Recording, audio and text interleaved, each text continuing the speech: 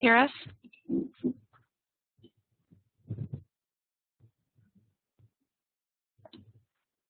I can't hear you if you're talking. I see sound coming from your microphone. Dimitri? Okay, Larissa, I think I can hear you. I can see you. Hello, I see you. Okay. How are you?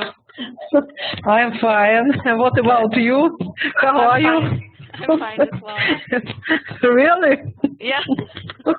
Yes, why? I'm tired. Oh. I'm from my classes. Oh, no. Yes. Intellectually exhausted. Oh, yes. Yeah, it is. And Marina, are you there? Oh, Marina wrote me. She said she'll join in 15 minutes. Okay. Okay. Olia? Are you there? Yeah, I'm here. Okay, great. How are you? Hi. I'm fine. Good. So, Olia, I saw your second paragraph, and Professor Semickson, she's going to be doing the commenting on yours. Because with our time difference, we divide the work between she and I. So it just so happened that I looked at Larissa's and Alexander's and the first paragraph of Marina's, I believe. There was something else there too. So you can be looking for that. Otherwise, Larissa, your essay had improved a lot, and you had a lot of work there. I think Larissa had 5 paragraphs already. 5 paragraphs. Yeah, very nice though. Very nice. And Dimitri, are you there now? Yeah, hello. Yeah, thank you. Good, good. How are you doing? I'm fine, thanks. How are you? I'm fine as well, thanks. So, Dimitri, have you posted your paragraphs in the blog? Oh, I'm sorry, I haven't this time. I'm going to do it. Okay. Okay.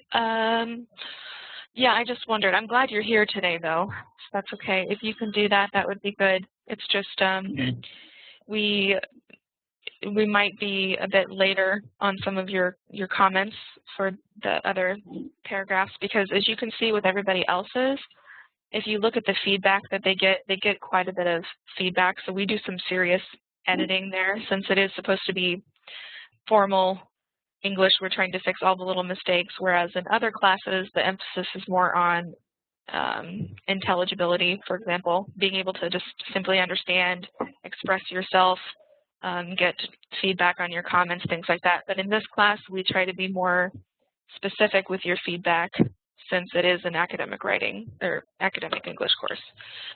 So that's why it takes a little while.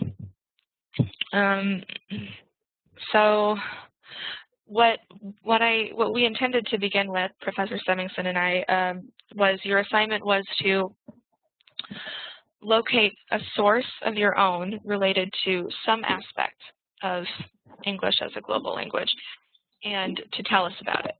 And I encourage you all also, if you have time, to read each other's paragraphs in the blog, because, for example, Alexander posted his, and he takes a very different viewpoint, or a very different sort of argument on English as a global language. His is much more critical viewpoint of English as a global language, which is perfectly fine, because we told you you can take whatever opinion, whatever viewpoint you want. You just have to prove your points.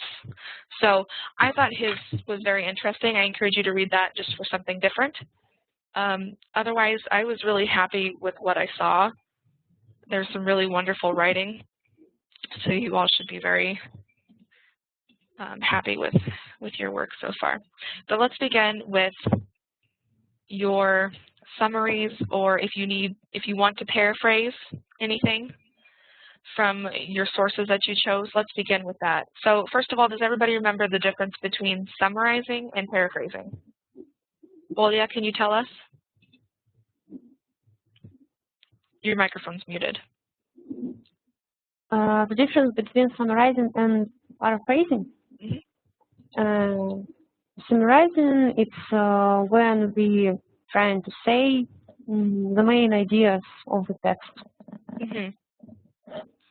Precisely. And paraphrasing? And paraphrasing,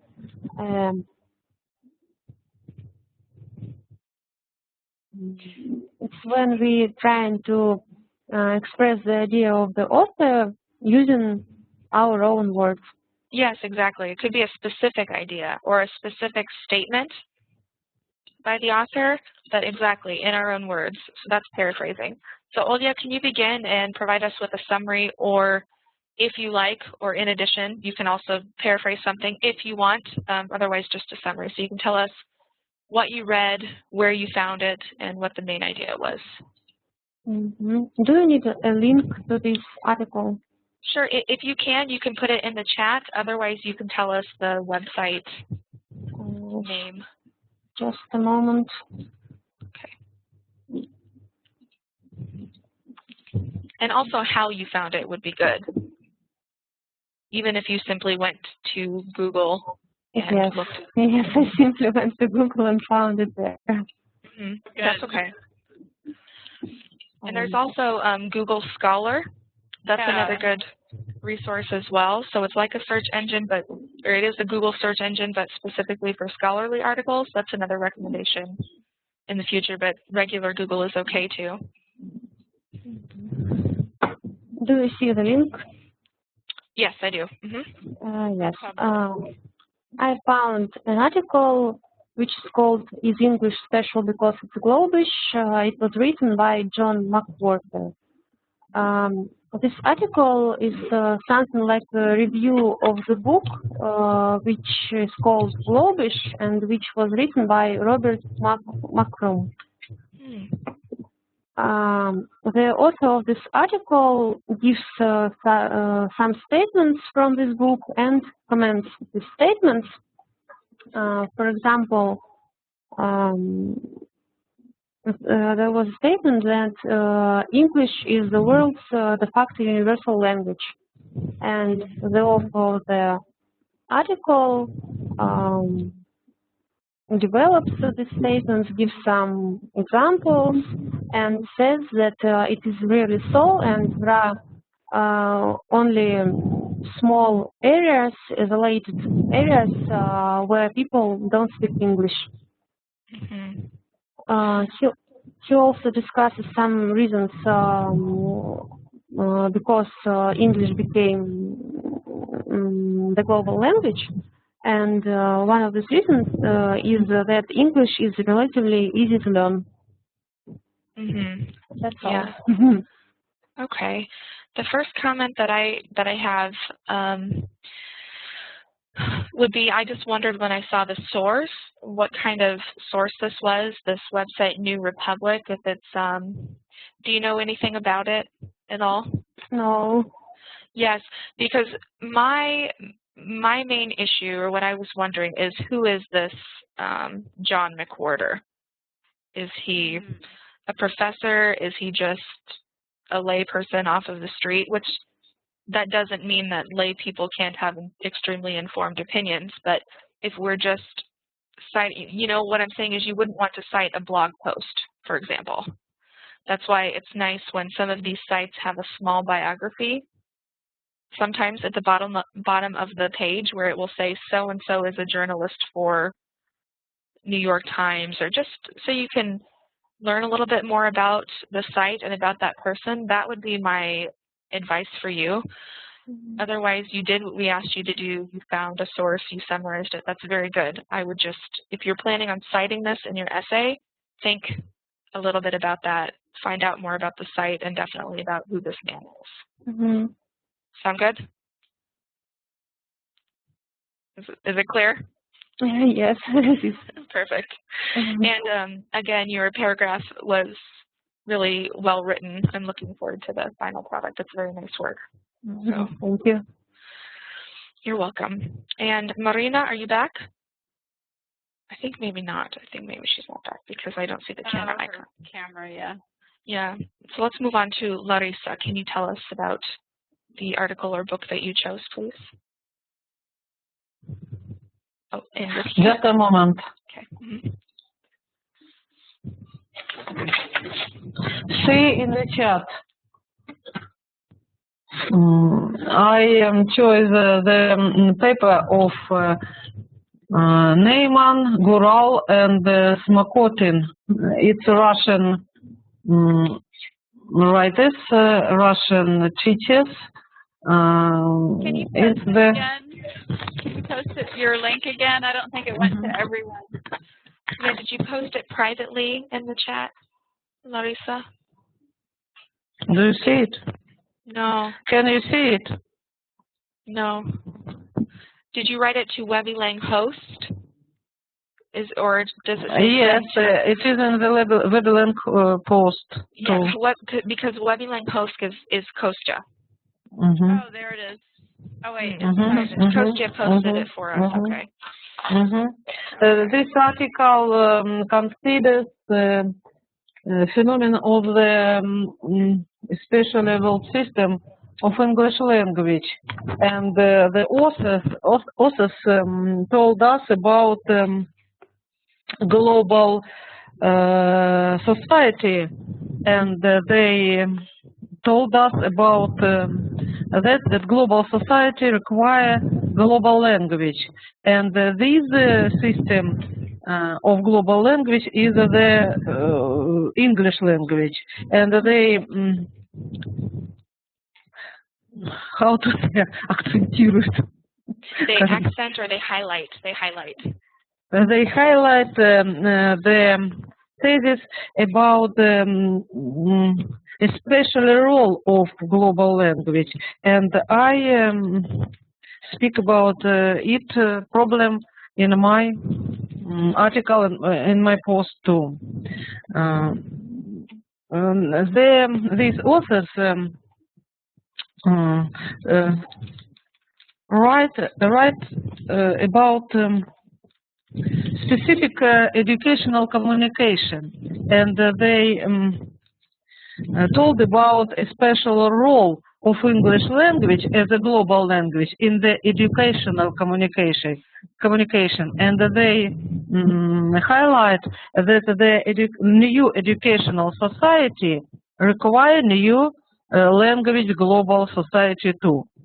That is the main thought about this article. And I could tell in my words about it.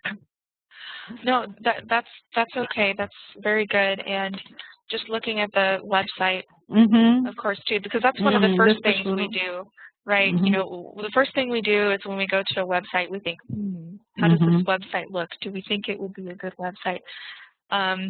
Obviously, it is, right? We have it from Tomsk University. So that seems, and you know all of this, so you know what sorts of sources to use.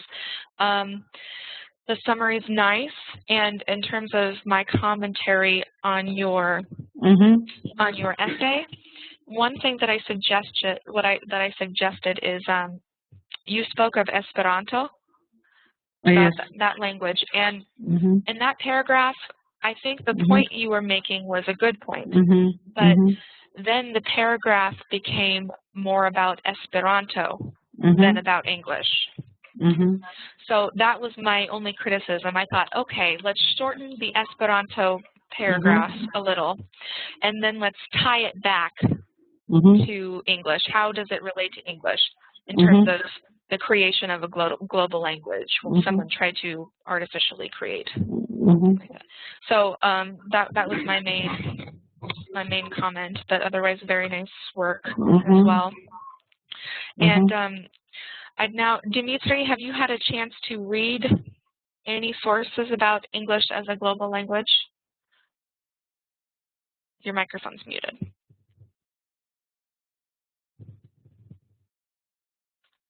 And your camera's gone. Let's move to Marina then, so we don't waste time. Marina, are you there? Yes, I'm here. Okay. Hello. Hello. So we're talking about our Yeah, summaries. for everyone. Oh, yeah. I have chosen the article of David Doms, Roles and Impact of English as a Global Language. David Doms, in this article, notes that English language became the instrument for wider communication, but also pays attention to the dual relations of such expansion of English. This phenomenon is considered not only as positive, but also as an imperialist phenomenon. And it's the political topic consider the English and its expansion. Some scientists consider that it's not a real good phenomenon.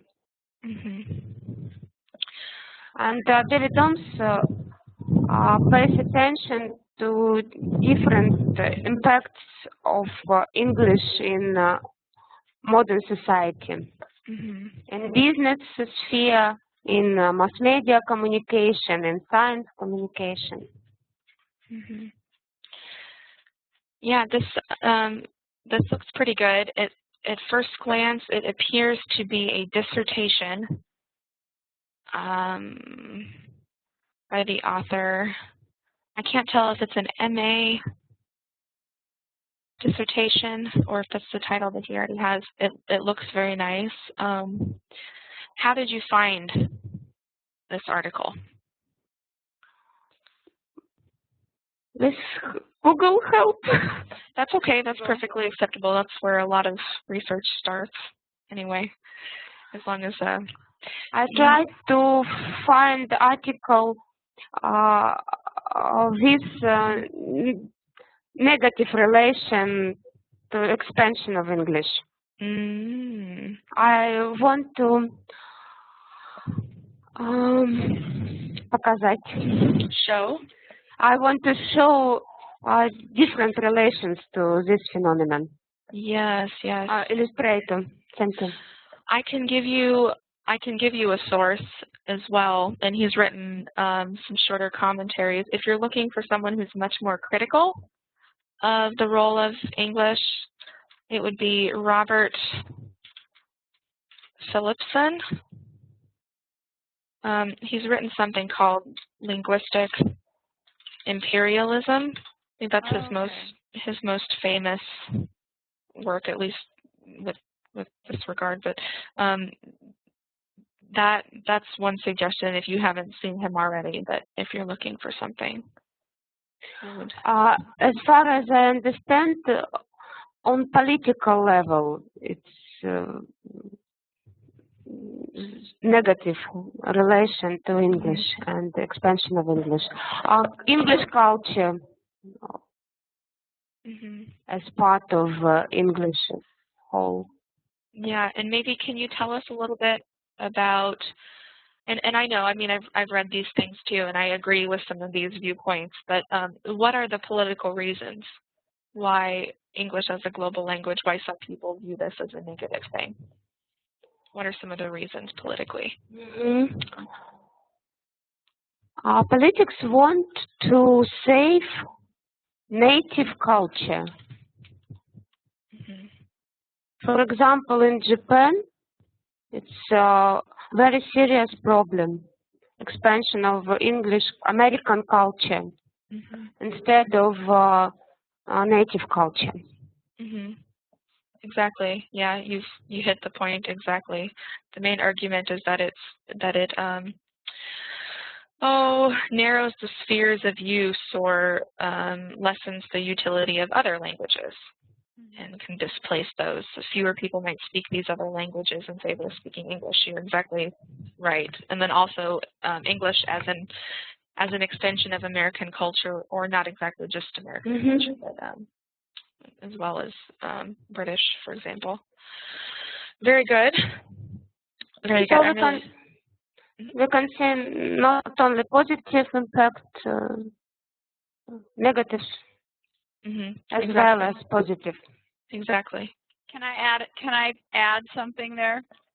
I was a bilingual educator in Texas and California where students who spoke Spanish were learning English, and there's a lot of debate about what to do with their native language when they learn English. Some of the children and families lose their native language, so that loss of language is a huge issue. I don't know if anyone read about that. Yeah. Maintaining one's native language, so not losing, that gaining one language shouldn't be a loss for another. Some maintenance, I think, is another issue. I don't know if anyone ran across. Maybe not. Maybe it's more unique to bilingual education in the United States. Yeah, that's a really, really interesting point. So Professor Semmingsen has some real experience with this in real life. If you're interested in asking other questions about that as well now or in the future, she'd be a good person to ask. And it's also a question that studying language policies, I'm interested in it as well, but Professor Semmingsen has a much more, real life perspective on it as well as academic, so that's nice. I wanted to show you a couple of pictures that I found. I like this one. Yeah. Having a great vocabulary didn't save the thesaurus from extinction / eradication / extirpation. Does anyone understand the play on words here? Just a moment. Yeah, you might need to reduce the size of this to make it smaller so that you can see everything.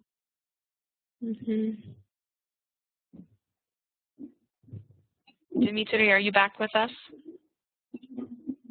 Yes, I'm here. Perfect. Perfect. So can you tell us a little about this picture that we see here and where is the humor? I'm trying to understand.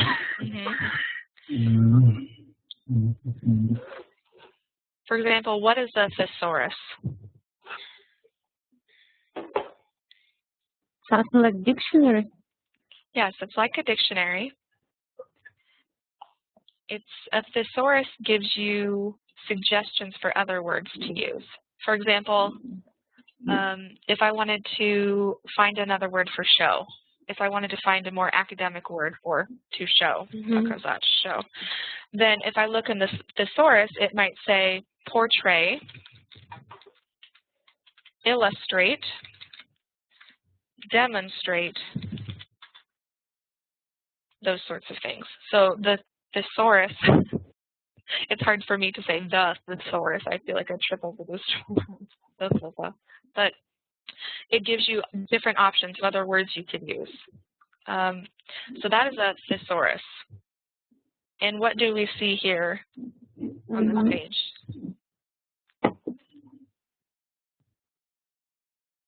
What is this creature?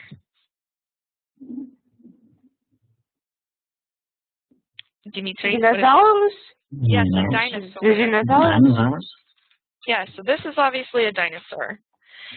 And as you can see, the ending of this word dinosaur is "sore." Dinosaur died. Yes, yes. But the reason thesaurus, they're making a joke out of this because it ends in saurus. Dinosaurs. So it sounds like thesaurus, tyrannosaurus, amontosaurus, brachiosaurus, and yet a thesaurus is like a dictionary. It's like a book, although you can find them online as well, obviously. So let's talk about the meaning here. Having a great vocabulary, so vocabulary, slovarny zapas, having a great vocabulary didn't save the thesaurus from, and then we have 3 different words for the same, 3 different words explaining the same phenomenon. So that's what a thesaurus does. It gives us different words to explain the same thing. So does everyone understand? extinction. Dinosaurs became extinct. Extinction, eradication, extirpation. Вымирание. Искоренение, вымирание. Yes, they're all the same. But the joke here is that we're It's the talking, synonyms. Synonyms. yep, these are synonyms. Yeah, And- synonyms. Yeah, these are all synonyms, and so the joke is that we're talking about a book, Mhm. you know, a source.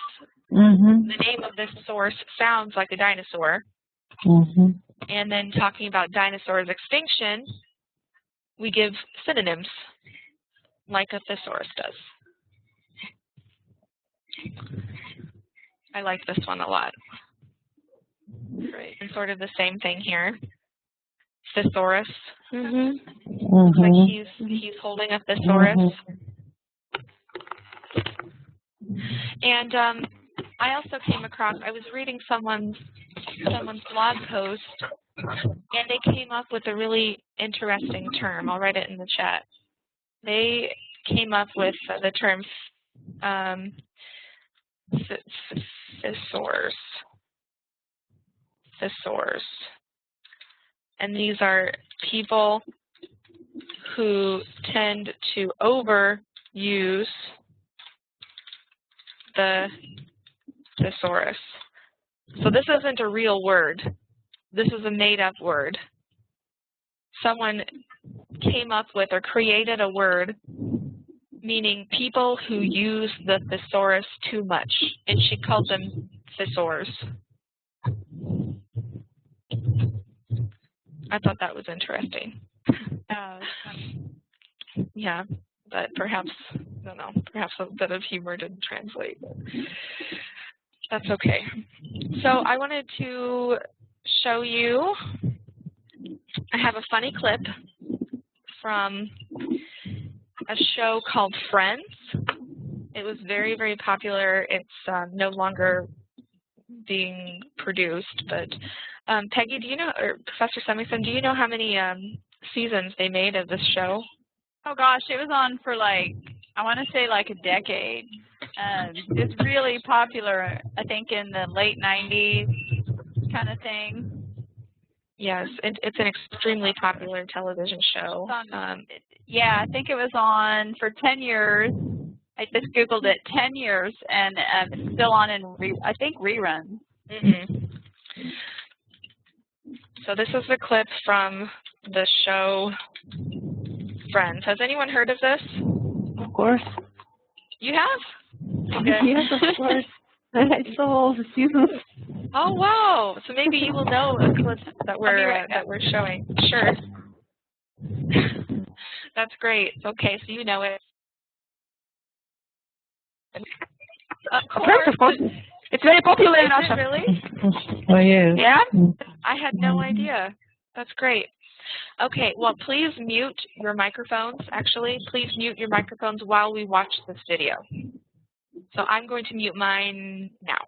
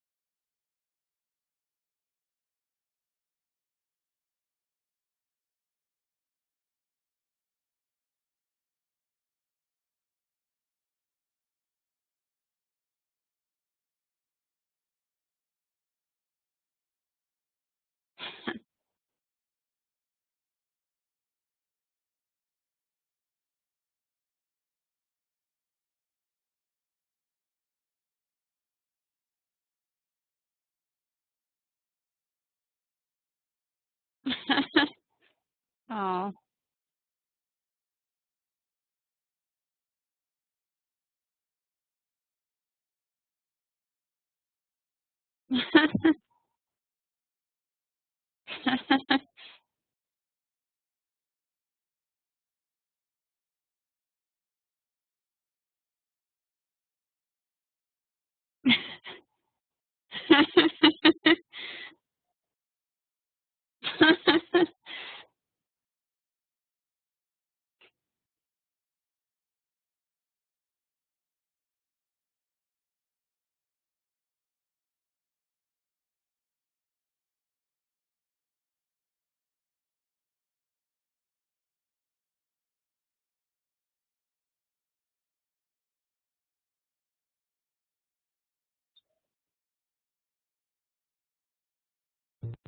Okay. I thought this was great. Has anyone seen this episode? Oh. Yeah. Oh, good. That's great. I have actually, where is it here? Here it is. Let's go ahead and read these. We can have 3 people perhaps read this dialogue. It's of this same thing that was in the video. Dimitri, will you please be Joey? Oh, cool. Let's see. Larissa, will you please be Chandler? And Marina, will you please be Monica? Okay. Sorry, Olya. I'm happy. Dmitry, let's go. May I start? Yep. Yeah. I finished my recommendation here, and I think you will be very, very happy.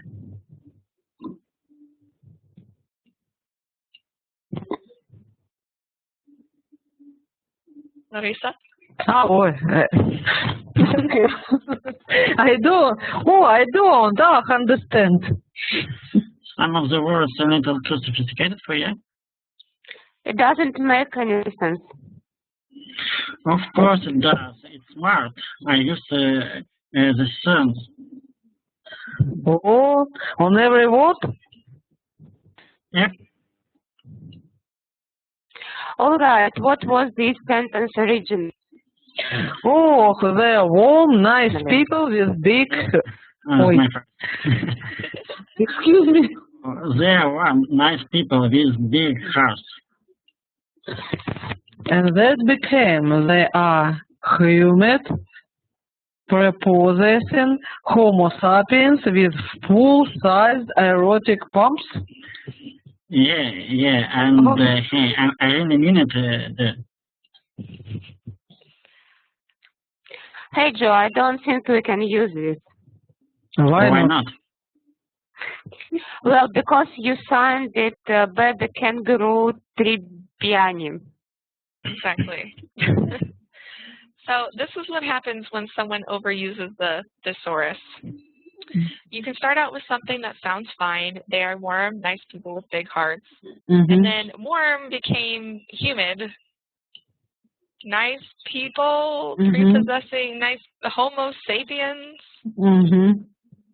People with full-sized, big aortic pumps. And it makes obviously no sense because there are nuances and meanings, right? Just because someone finds a word in the thesaurus doesn't mean that it would work properly in a given sentence.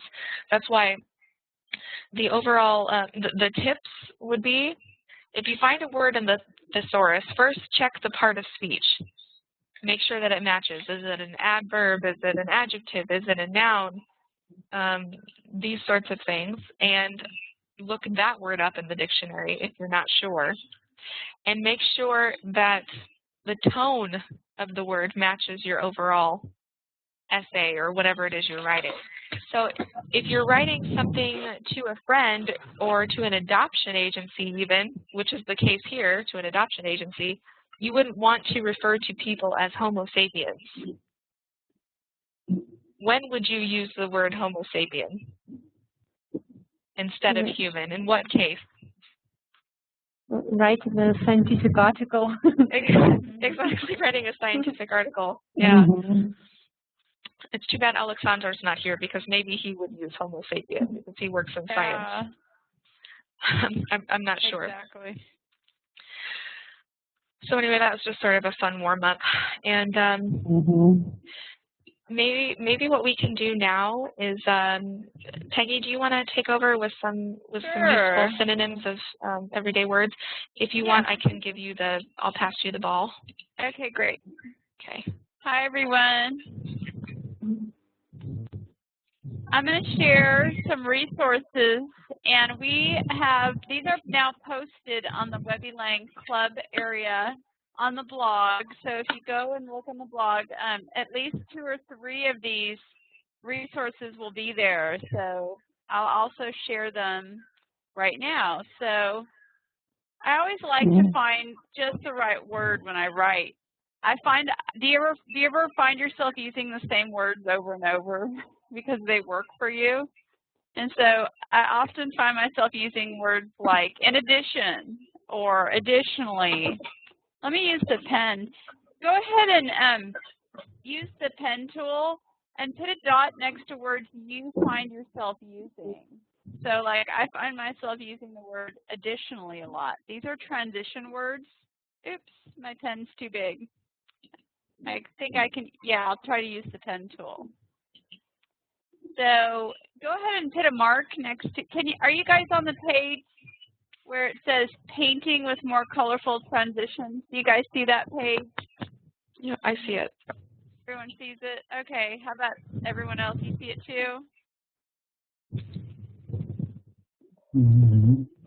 Okay, good. Okay, use your pen tool. It's on the top. And put a mark next to any word that you like to use in your own academic writing. Let me go over a few. So we've got different types of transition words for different reasons, different purposes. And so if you scroll down, you can see the entire document, or you can shrink it down, zoom out, and make it a little smaller. But so words, first there are transitions to add or continue an idea. Like if you're writing about global English and you just want to add to this idea, you might use terms like additionally, also. I try to avoid words like also. I think those might be not as academic. I like additionally. I'll just share some ones that I like, and I'm circling them. Let's get a bolder color. Let's see. I also like at the same time. Of course, you would need to start these as capitals, of course. Capital letters starting a sentence. Let's see. Furthermore is a good one, and I've seen a lot. How about you, Professor Storm? Which transition words do you use to add ideas? Well, I think it's nice to use, for example, while. You can use that in the beginning of the sentence, or even different modifiers, different places in the sentence, and to make it more interesting. Or subsequently. I like subsequently. Okay. These are our favorites. I think we use these out of habit. Subsequently is a good one. What does that mean? Does that mean like next? Yeah. Okay. Yeah. Okay, good. What do you guys think? Which of these words have you used for adding ideas? Also is a good one. I think it just can sometimes be overused. Or it gets boring after a while. Any thoughts on these words so far? Dimitri, which do you often use? Somebody mark. Something like since.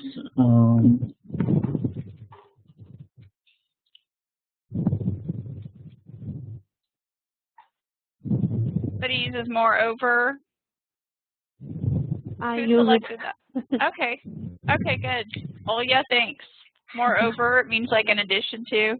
Good, and these are just painting. They have a paintbrush here because they paint, you know, variety of terms. So our goal as we keep writing is just to use variety in our transition words. Okay, good. And then I'm going to move over to the right side, transitions that show a contrast. So we were just talking about global language, and maybe some ideas are more critical or contrary to, you know, a more mainstream perspective. And so these are words we might use if we were critiquing or offering an alternative viewpoint. So like, although some people feel English is a global language, others have critiqued it. Let's see. On the other hand, it's a really popular one. What else? When you're trying to contrast, show an alternative idea. Any thoughts on these words? Okay, Professor Storm wrote, although some people think that, or while some people think. Those are great phrases. Let's see, yet. I use yet a lot with a capital Y to begin a sentence or in the middle of a sentence. Many people believe English is a global language, yet others have a differing viewpoint. So these are good. Any thoughts? So don't be afraid to speak, guys. Yeah, we're here to listen.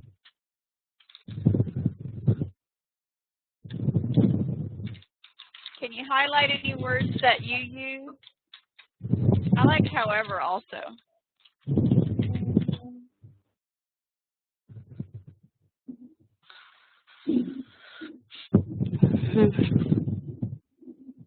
Oh, another interesting, for example, I was thinking of subsequently instead of next, or subsequently when you're talking about a result, often. Okay. Although there is a difference between subsequently and consequently, right? Consequently, obviously resembling the word consequence, but these are nice to use sometimes. Okay. So starting your sentences subsequently. Yeah, or just adding it anywhere. Okay. But subsequently, consequently, or doing something following a semicolon, for example, if you're connecting it to the previous thought. Okay.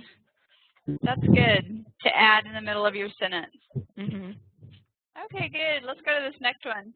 With the palette, the art palette. Transitions that exemplify or illustrate your ideas. Of course, I think, for example, we all know that one. And for instance, you know, with a comma after each. Those are really popular. What do you guys think? This one too. So these are when you give illustrative examples. For instance, in the United States, English is seen as a language of privilege, I could say. I think these are just great for transitioning. And, you know, it's just really good to vary these. So not just saying, for example, da-da-da, for example, da-da-da. That gets old. So to vary them is great. So you might use for example, or and then you might say another instance would be, so just so you're adding variety. Also, another point that might be interesting is I saw Larissa, you did this in your essay, was you'd put something in parentheses referring to citing another person's work. So if you look at what I wrote in the chat, this is one way to do it. See, for example, Philipson, page 25. Yes. Yeah, or for instance. So. That's a nice way to do it. She embedded it in the parenthetical, in the parentheses. That's great. Referring the reader to a scholarly source. Let's see, and then finally, and down here, of course, we have what is a transition. It's a word, phrase, or series connecting discourse. So the word for that is I think it's cohesion or coherence. It just makes it, you know, together, as we say. So these are really going to help your flow, as we say, in your writing in English. And then let's see, let's go to the bottom left, transitions that show similarity. So if you really want to add emphasis to what you're saying, you can say again, comma, you know, researchers have found blah, blah, blah. I don't usually use as a matter of fact because I think that when we write in scholarly language, we have to be more tentative. And so I don't use words like as a matter of fact. I don't know, what do you think, Professor Storm? Or yeah, what do you all think? Do you often speak of facts or saying most people or everyone, always, never? It's a fact that. Do you do this in your writing? Well, yeah, what about you? My essay? In general, in your writing, even in Russian. Yes. So you would talk about facts and everyone, using words like everyone, facts, always, never. Sometimes I use these words. Sometimes. But what's your field of study again? Remind me. Field specific. Human resources management. Okay. Well, also, I suppose you can talk about you should always. I guess we could say you should always check your sources, something like that. So there are cases when it's totally acceptable. Yeah. You're right. Try to avoid it, but it's okay to use it. I personally try to avoid saying anything is fact or completely certain, but in some fields it's more certain than others. So I guess especially when you're speaking about a specific society, you know, saying that most people think this, then you have to cite that because that's a pretty bold statement. We call those generalizations or blanket statements. Yeah. Well, good. The last transition, I think these are all good, you know, would come towards the end of your paragraph or maybe at the end of your essay. These would be good. As a consequence, you know, blah, blah, blah, the rest of your idea.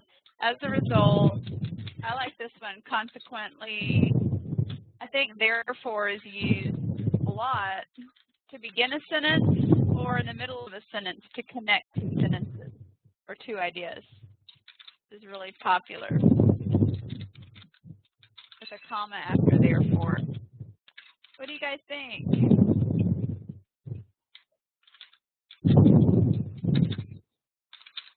So try to include these in your draft as appropriate, right? Not in the Joey sense that we just saw, but you know, as appropriate. And Professor Storm suggested printing this out.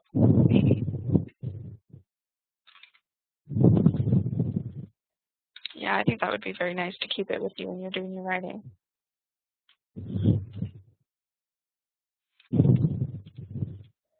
Do you want me to mention the said synonyms as well? That's just more of a resource.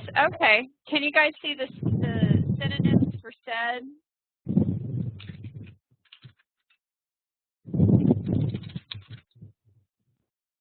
These are good to include in academic writing whenever you're summarizing somebody else's ideas. Can everyone see this document? These are just good, you know, instead of overusing said or even suggested, these are good words for maybe in your summarizing.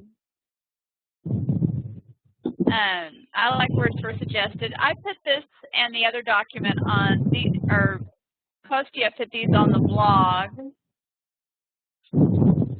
I think that's all I wanted to share, Professor Storm. I did have the thesaurus.com link. Can I share a website? Yeah. Okay. Let's see. Do I go to web content? Yeah. Maybe share web content. Okay, or you can share your screen, whatever you prefer. Okay, let me do shared web content. And okay. thinking. Okay, can everyone see thesaurus.com? I see it. Okay, great. What happens when we all type in it? Do you see what I'm typing, or does everyone see their own typing? Let's see. So far, I see what I'm typing. Okay. I don't think I can see it. It works. We can each type for ourselves. Okay. So in the search box on top, I'm going to type the word suggested, because I think that word is used a lot when summarizing essays or literature or research. So I put instead of the word suggested, I want to find synonyms. So I looked it up, and it has quite a few synonyms. And it has advised, implied, proposed, recommended, and these are all past tense, advanced, advocated.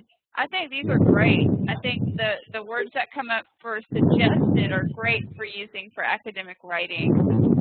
They don't all work, but these ones in particular, I think are going to work. And then if you scroll down, you see, them used in different ways, and you can click on each word as well, and it will pull up synonyms for that word. So everything's hyperlinked. So just a quick reference. So I think that's it. It has a translator tool too, by the way. Yeah, this is really nice. I like how also when you type in a word, it gives you the option to alter the complexity and the length, the length of the word. Oh, cool. You can have really long words. Yeah. For sure. So we would suggest this to you all, that we would just recommend that you're careful about how you use the thesaurus. Be careful of the different nuances between these words, because there are very, very important differences in meaning. For example, Professor Semmington, do you want me to move on to the next thing, or do you have another item? It. No, these are all on the blog in case anyone wants to revisit them on their own. Yeah. Great. Okay, let me hand over the. Okay.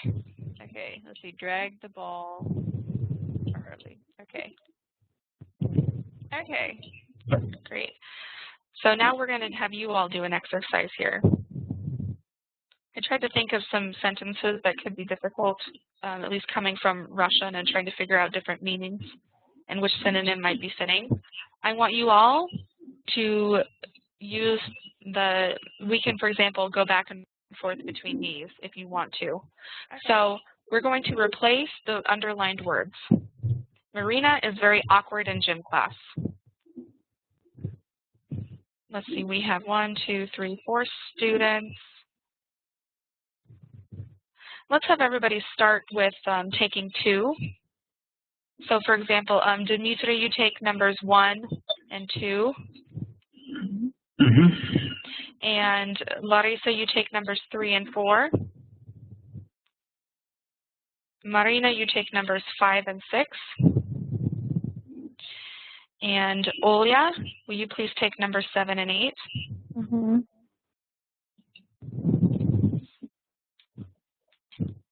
Just take a couple of minutes to decide on synonyms.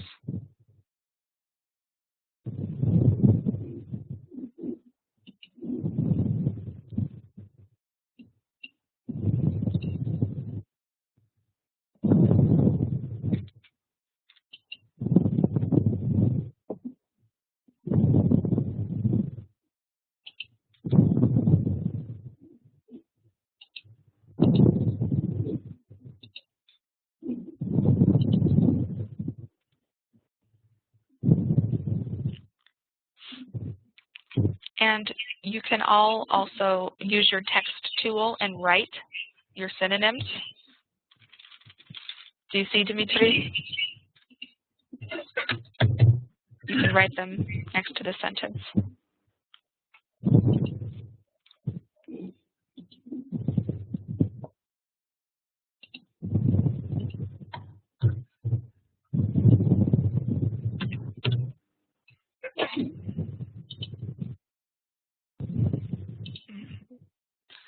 Clumsy without the S, or without the P, I'm sorry. that the P? Yeah, I'm trying to remove it, but I don't know. Yeah.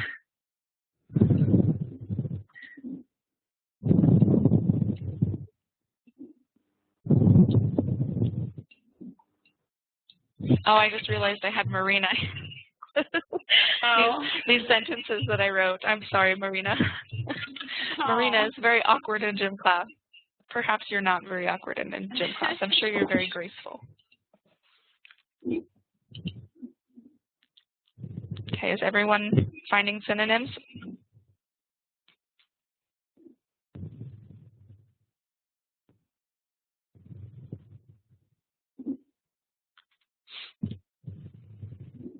Larissa and Marina, your microphones are muted.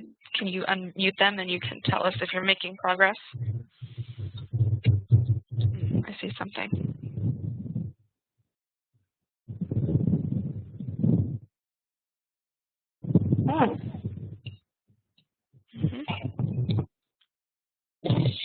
I see 2 words or 2 letters on number 5. Okay, now it's deleted. Number 3. I can to do number 3. Very happy. I am happy to go to the seminar. Yeah. Or you could also say you could say 2 words. I can't wait to go to the seminar. I can't wait. Maybe. Unskilled writer. Awkward, unskilled. Disaster. Some of these are interesting. Is it wrong? No, I mean, not necessarily. Perhaps, see, disaster is a very strong word. So if this was the most important report in your job, the most important thing, and you could get fired because of it, then you could say, it was a disaster. She spilled it all over the place. But so it's not technically incorrect, but it's very dramatic. I would use something less dramatic, because if someone spills coffee, it's not the end of the world. It's spilled coffee. But there's incidentals. There was an incident at work. Yeah, and sometimes we would put incident in this case in quotation marks to imply that there's another sort of meaning. There was an incident at work, and then we say, my secretary spilled coffee all over the report. So that implies that it was a negative incident. I'm thinking of another word. Mishap. That could be nice. Is it right? Yeah, that could be good.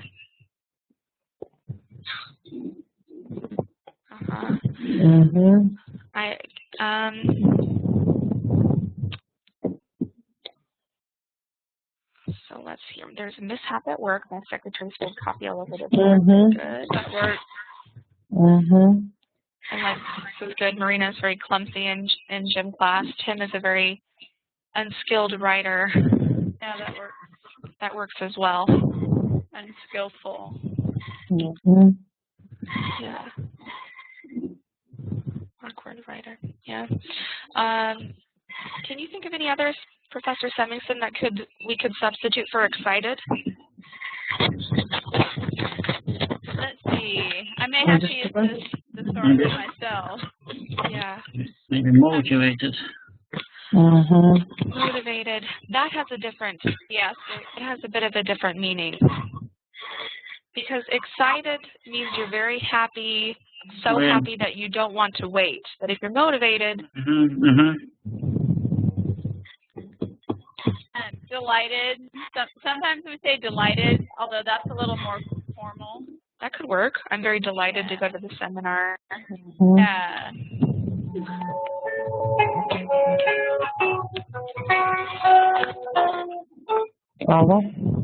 I'm also curious to see what this one will be very interesting. To see he abused his privileges. This one's also difficult. I felt as though he had hurt my feelings. Very difficult. No. Because it's impossible to say this in Russian. Like No, like города Омска. раннее чувство or something. That's you can't translate it that way. It doesn't make sense. До компьютера открою. Hold on. Да, давайте, у нас занятие закончится в 9:30. Ладно? Sorry, I can't. Delighted. Larissa, did you have any ideas for number 4? Ой, no, I don't know. I try. Yeah, try to check. Mhm. And Dmitry or Olya, do you have ideas about to hurt my feelings? This is my phrase. Maybe harm so. No, No. because it's internal. It's very internal. It's about how you feel. If you Harm hurt, so for external. yeah. Or you can do External do psychological harm, but in this case, when we're talking about feelings, you can't use harm.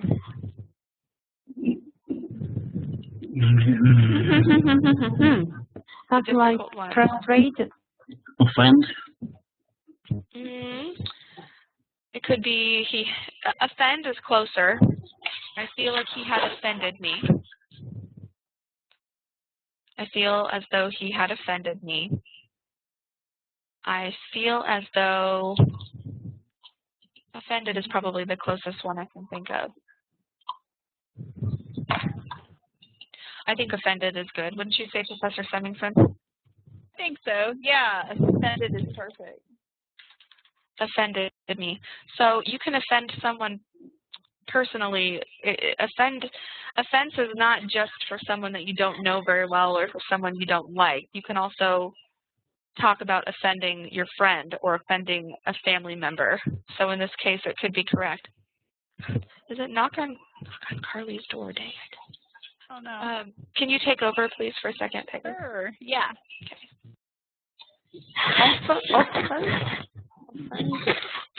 He had offended me, or she has offended me, or I felt offended. offended. Mhm. Offended. Yeah. There are so many synonyms for one word, so Yeah. I have to check every word to understand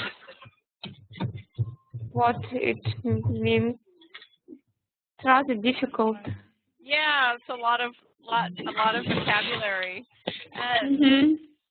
Let's see. So I was offended, or I felt as though I was offended.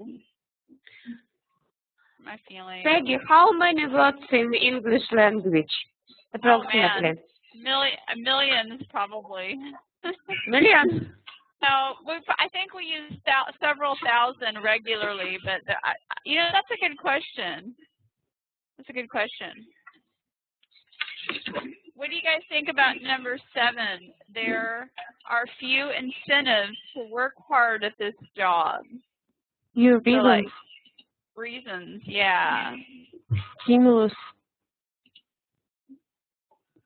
Be good reasons or reasons to. What's another synonym for work hard? What comes to mind? Luck. I can give you some examples in the chat. These are more formal, though, and depending on, oops, I wrote them to Larissa, sorry. Toil or labor, but those are more, I did it again, wrote it to Larissa.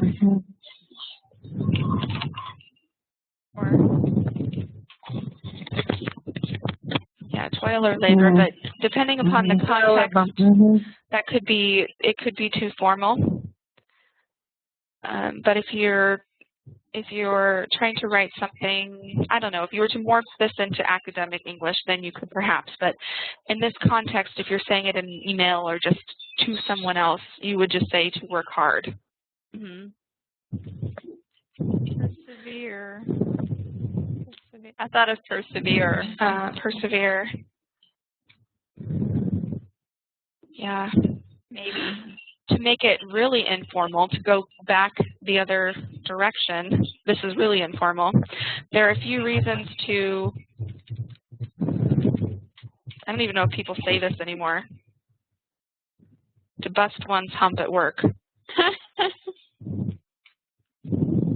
It means just, so think of yourself as being like a working camel, for example. You're working so hard that you break your camel hump. I don't know. But that's extremely informal. Yeah, I busted my hump all day, or I busted my hump all day, I come home and you haven't even done the dishes or something. If you want to talk about it that way. Just a sort of saying. So who had, Olya, did you have number 8 as well? Yes. It isn't honest that she gets paid more money than I do for doing the same task. Task I agree with, but honest, not so much. Think of the word justice. Justice. And if you shorten that, if you make justice into an adjective, it isn't just. Mm-hmm. Or you could also say it isn't right. Mm-hmm. But I think just is better. It isn't just or right that she gets paid more money than I do for doing the same task or for doing the same job. And let's maybe do these last ones together. Jill sat quietly in anticipation for what was to come. In expectation? Oh, no, not necessarily. No, I wouldn't say waiting either. You could say, Jill, you could do it this way. Let me write it. Jill sat quietly waiting for what was to come. Yes, you can do that, but you'd have to have the comma and you'd have to get rid of in. In anticipation. Larissa, do you have an idea?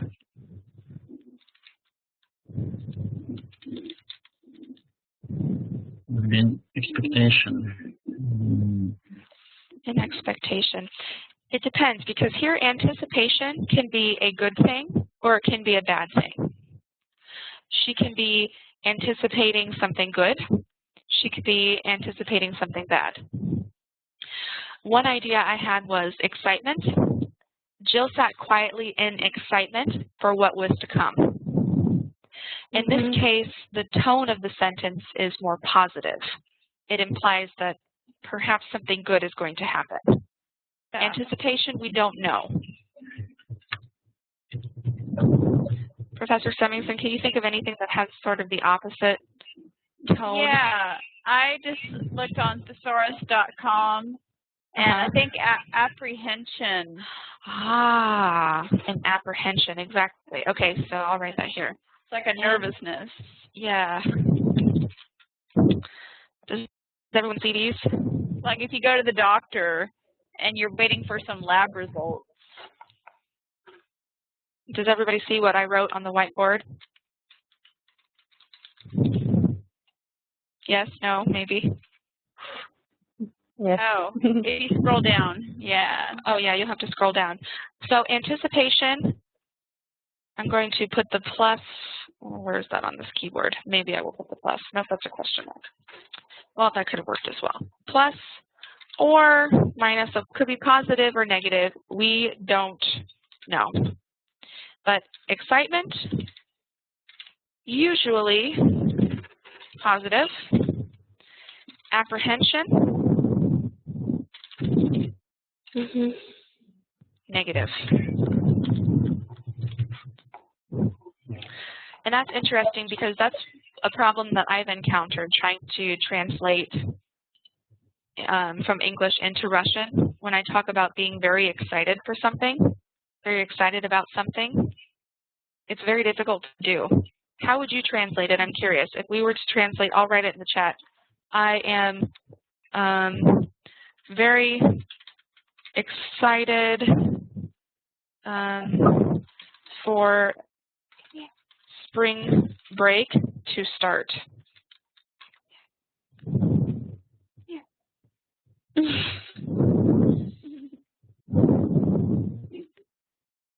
How would you translate that in Russian?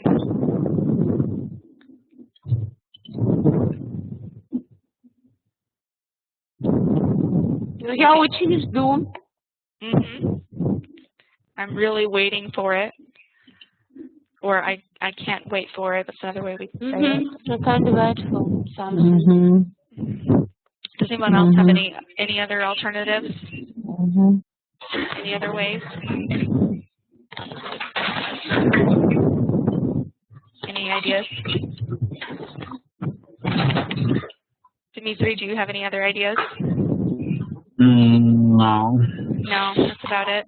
Yeah, really, it's just that I'm waiting or I really want. Я очень хочу что-то сделать. I mean, otherwise. Еще можно очень надеюсь. Жажду. Yes. Yeah, that's a difficulty I've faced as well. Aha.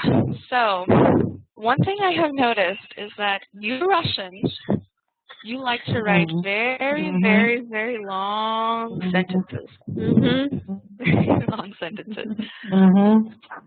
So we have a type of sentence that we call a run-on sentence, which that tends to imply that the sentence is too long. It needs to be separated or stopped in some way, but it's not exactly the same thing as a sentence that is much too long. So for example, this is from Of the Laws of Ecclesiastical Polity.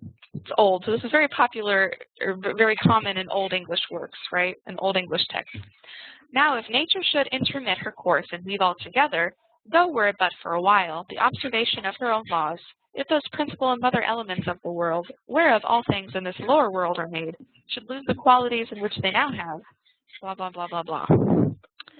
When the sentences are so long, what happens? What is the danger in long sentences? Dimitri?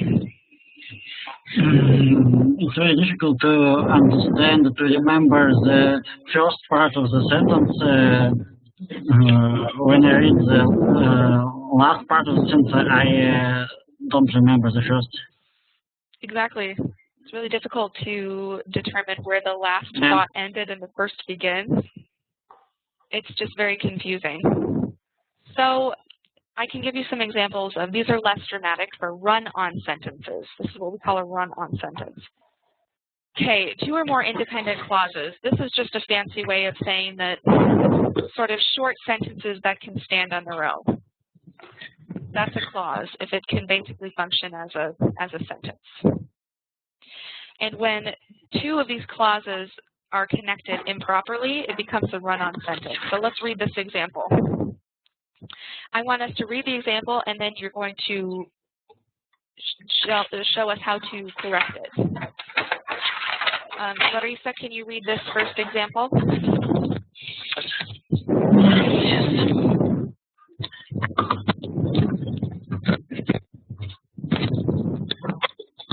Do you see the red arrow?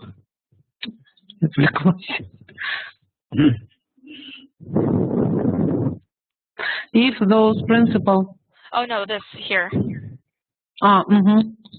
Just. Example number 1.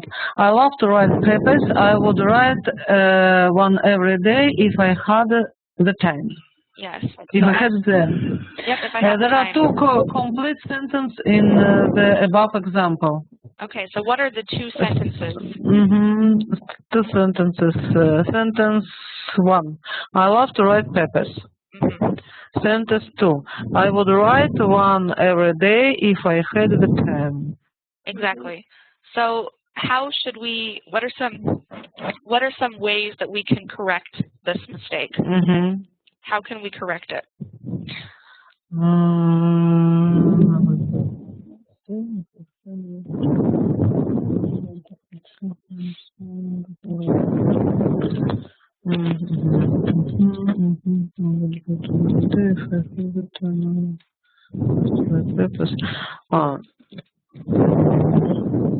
What about choice of the verb love? Love is okay. Love is okay? Yeah. And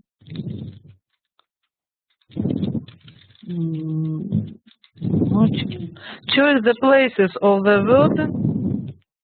Maybe this. Yes. Purpose.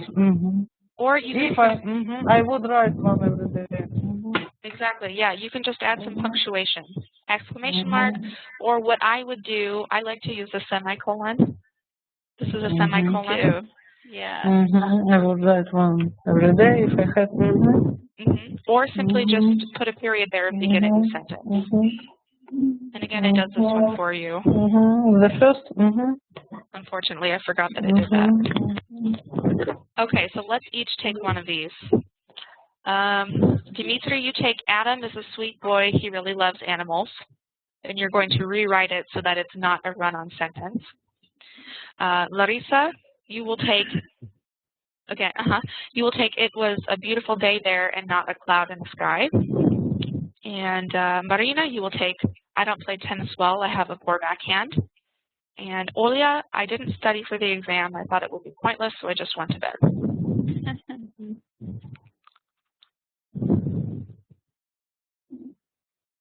And please use your text tool and write the sentences. Write your version of the sentences next to them. If you don't know how to do this, please tell me.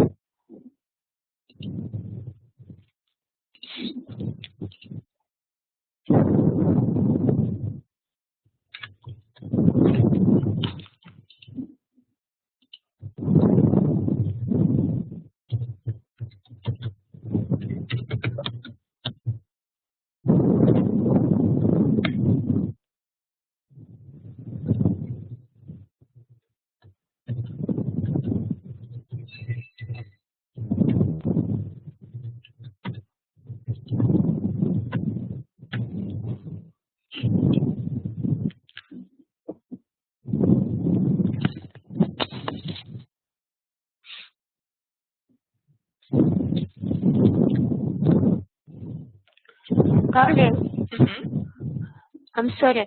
Could I use conjunction in the sentence? Yep. You can. You can correct it in any way you want, as long as you fix the mistake. You don't have to just use an exclamation mark, semicolon, or period.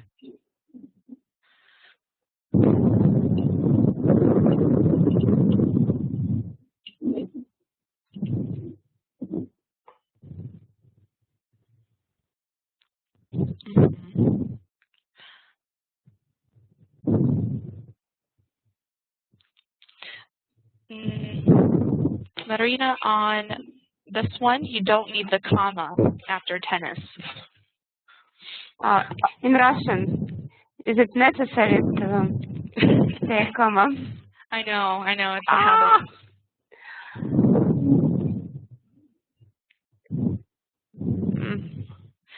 Sometimes it's possible, but most of the time in simple sentences like this, we don't need it. Okay, thank you.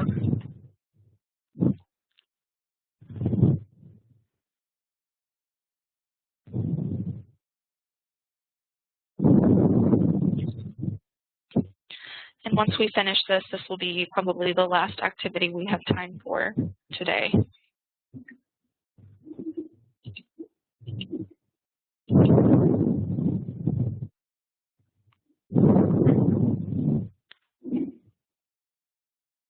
We have a similar mistake on the next one. I didn't study for the exam because I thought it would be pointless.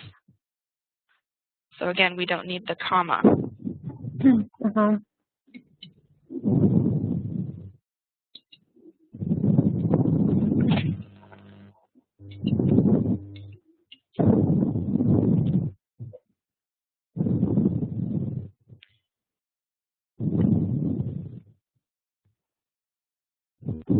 Perfect. I don't play tennis because I have a poor backhand. Thank you. Perfect. Another option you could do this is you could say, I have a poor backhand, comma, therefore, I don't play tennis well. Or because I have a poor backhand, comma, I don't play tennis well. This just adds a little bit of variety to your writing, and we're going to continue with that theme next week about how to add variety to your Is writing. it possible because of poor backhand? Because of my poor backhand, comma. Because of poor my backhand, I don't play tennis. Yep, you could definitely do that.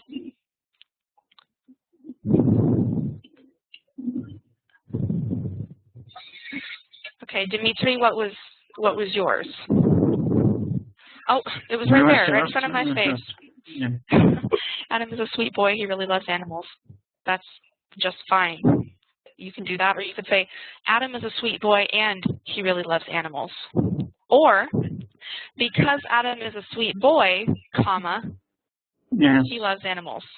Just for example, there are lots of different ways you could do this. Olia, what about yours?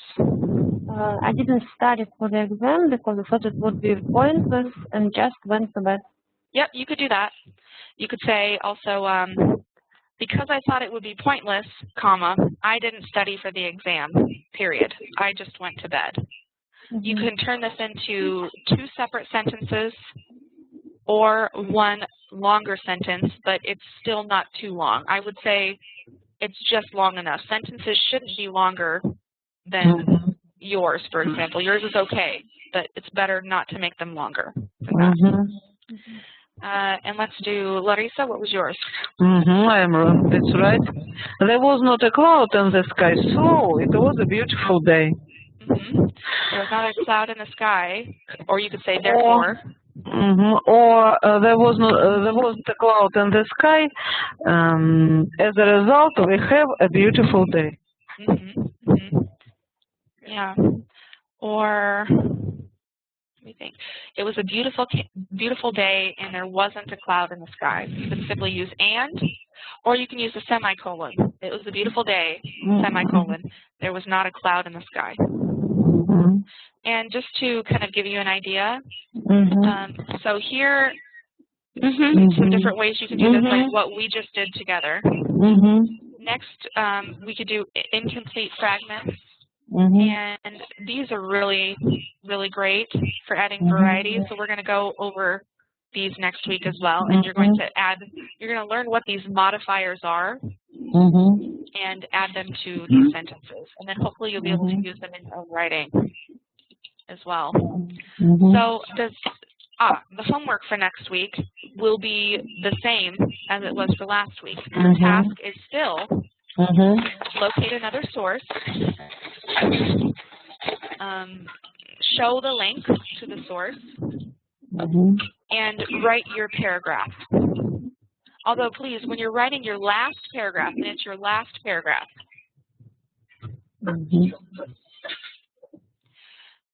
when you write your last paragraph, it would be better if you added that paragraph to the entire thing.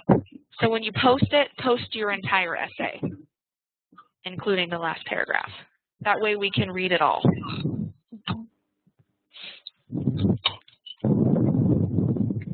And please, I'm going to share my screen for a second so I can show you this a little better. Where